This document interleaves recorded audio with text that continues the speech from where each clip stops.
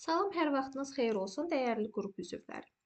Bugün sizlərlə Codera test kitabından olan belə bir alqoritm sualına baxaq. Tapşırığın şərtində qeyd edilir ki, alqoritmin blok sxeminin icrasından sonra çıxışa 125 ədədi verilmişdir. Buna əsasən n dəyişəninə daxil edilə biləcək ən kiçik ədədin rəqəmlərinin cəmini tələb edilir. Deməli, çıxışa 125 qiymət gedibdirsə, ən sonda çıxışa gedən bizim S dəyişənimizdir. Və S dəyişəninə girişdə bir qiymət mənimsədilib.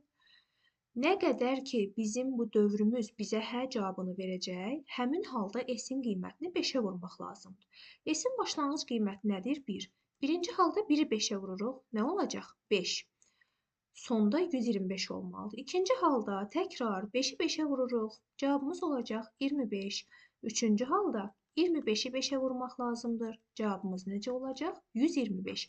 Belə çıxır ki, bizim dövrümüz cəmi 3 dəfə bizə hə cavabını verəcək. Dördüncü dövrdə artıq yox cavabı olur. Ona görə dövrdən çıxıb 125 cavabı çapa göndərilir.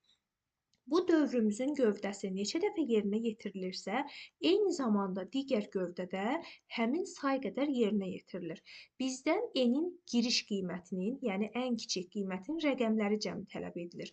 N-i bilmirik, lakin dövr 3 dəfə bizə hə cavabını verdiyi üçün biz hər 3 dəfədə üzərinə 15 əlavə edirik. Yəni n üstəgəl 3 dəfə 15-imiz, deməli hansı halda burada biz həni işləyirik. Nə qədər ki, n-in qiyməti 125-dən kiçikdir, biz işləyirik. Onda yox cavabı ala bilməsi üçün 125-dən böyük, yaxud da 125-ə bərabər olmalıdır.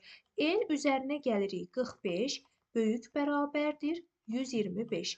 N böyük bərabərdir 125 çıxılsın 45. N böyük bərabərdir 80.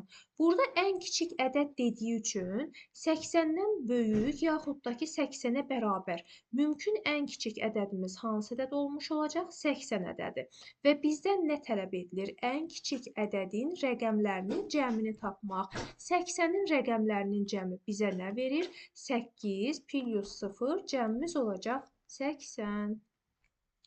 Əgər sizə də informatikanın ümumi bölmələrindən öyrənmək istədiyiniz hər hansısa bir sual varsa, hər hansısa bir mövzu varsa, bu videonun şərh bölməsində qeyd edə bilərsiniz. Hansı test kitabından, hansı test nümunəsidirsə onu qeyd edin. Mütləq şəkildə həmin testlərin də izahı çəkilib sizlərlə paylaşılacaq. Onu da qeyd edim ki, yay aylarından, yəni iyun ayının 6-sından başlayaraq bizim onlayn dərslərimiz başlayacaq.